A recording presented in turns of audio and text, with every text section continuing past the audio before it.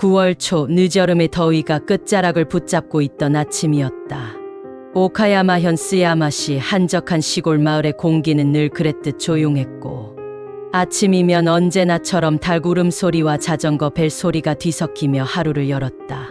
고등학교 2학년에 재학 중이던 나카노 미키는 언제나 그랬듯 오전 6시 30분이 되자 침대에서 일어났다. 그녀는 조용히 세수를 하고 교복을 정갈히 입은 후 아침 식탁에 앉았다. 어머니가 준비한 밥과 된장국을 먹으며 미키는 내일 있을 반 친구 유이의 생일 파티 이야기를 꺼냈다. 작고 소박한 파티지만 자신이 만든 손편지를 줄 생각에 설레는 얼굴이었다. 오전 6시 45분 미키는 책가방을 메고 자전거를 끌고 집을 나섰다. 여느 날과 다를 것 없는 일상. 시골길을 따라 학교로 가는 그 길은 그녀가 어릴 때부터 수없이 오가던 친숙한 농로였다. 양옆으로는 벼들이 고개를 숙이고 있었고 논두렁 사이로 이슬 맺힌 풀잎들이 햇빛에 반짝였다. 바람은 살짝 차가웠지만 기분 좋은 선선함이었다. 하지만 그날 미키는 학교에 도착하지 못했다. 오전 7시 10분. 마을 인근의 농로 옆 풀숲에서 농부가 이상한 것을 발견했다. 길가에 놓인 소형 자전거, 그리고 그 옆에 쓰러진 소녀. 그녀의 몸은 비정상적으로 굳어 있었고 얼굴은 땅에 닿은 채였다.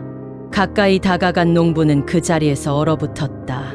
소녀의 몸에는 칼에 찔린 듯한 자국이 수없이 나 있었고 교복은 피로 얼룩져 있었다. 현장에 도착한 경찰은 미키의 신원을 확인했다. 나카노 미키 17세 스야마 고등학교 2학년. 그녀는 이른 아침 통학 도중 누군가에게 습격당해 목숨을 잃었다. 당시 시신에는 최소 20개 이상의 자상이 있었으며 특히 복부와 가슴 부위에 깊게 찔린 상처들이 확인되었다. 경찰은 이 사건이 단순한 강도나 우발적인 범행이 아니라 처음부터 살의를 가진 자가 계획적으로 저지른 범행이라 판단했다. 무엇보다 기이했던 점은 성폭행 흔적이 전혀 없었다는 것이었다. 교복은 벗겨지지 않았고 소지품도 모두 그대로였다. 범인은 돈이나 육체가 목적이 아니었다. 그렇다면 무엇 때문이었을까? 단지 죽이기 위해? 경찰은 미키의 친구와 가족, 교사들을 차례로 조사했다. 학교 내에서 따돌림이나 괴롭힘, 갈등은 없었다. 미키는 조용하고 모범적인 학생이었으며 친구들과도 원만한 관계였다.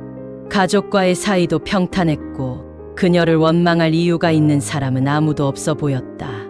현장에서 발견된 것은 미키의 가방과 흩어진 책들, 그리고 자전거뿐이었다. 범인은 정교하게 자신이 남긴 흔적을 지운 듯 보였다. 하지만 경찰은 피해자의 손톱 밑에서 극소량의 피부 조직을 채취했고 미약한 DNA 흔적을 확보할 수 있었다.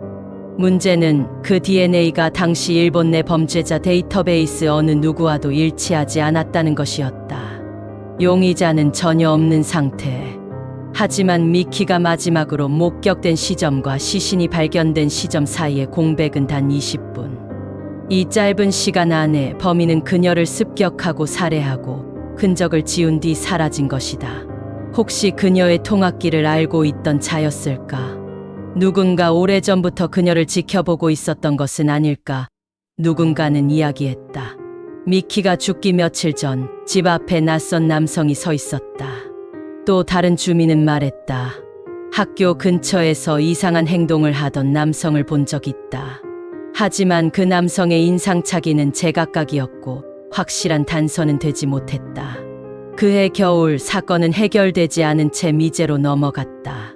경찰은 약 3,000명에 이르는 주민을 상대로 DNA를 수집하고 인근 도시에서 일어난 유사 사건들과 대조했지만 아무런 관련성도 찾지 못했다.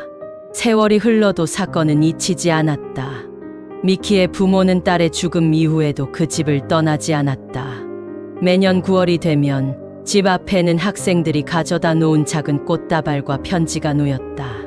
미키와 같은 학교에 다녔던 동창들은 하나둘 결혼을 하고 아이를 낳으며 살아갔다. 하지만 그녀의 시간은 그날 아침 농로에서 멈춰 있었다. 2020년대에 들어서며 일본 경찰은 수사 기법의 발전으로 과거 미제 사건들을 다시 들여다보기 시작했다. 쯔야마 여고생 사건도 그중 하나였다.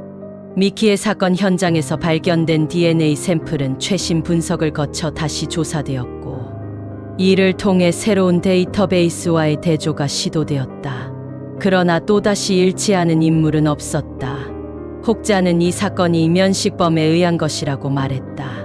미키가 공격당한 흔적이 거의 없었다는 점에서 방심한 상태에서 갑자기 공격받았을 가능성이 크기 때문이다. 그녀가 누군가를 보고 멈췄고 그 순간 범인이 다가와 칼을 휘둘렀다면, 그렇다면 그 인물은 그녀가 의심 없이 가까이 허락할 만큼 익숙한 사람이었을 가능성이 있다. 하지만 반대로 이는 전혀 모르는 이의 범행이라는 분석도 존재한다. 범행의 동기도 없고 범인 역시 감정적으로 동요한 흔적 없이 깔끔하게 사라졌다는 점에서 그것은 낯선 이가 감정 없이 치밀하게 준비한 범죄였다는 해석도 가능했다. 수많은 추측과 이론, 수천 장의 수사 보고서와 관계자 면담 기록이 쌓여갔지만 진실은 끝내 떠오르지 않았다. 그리고 2025년, 사건 발생 21년이 지났지만 그날 아침의 진실은 여전히 안개 속에 있다.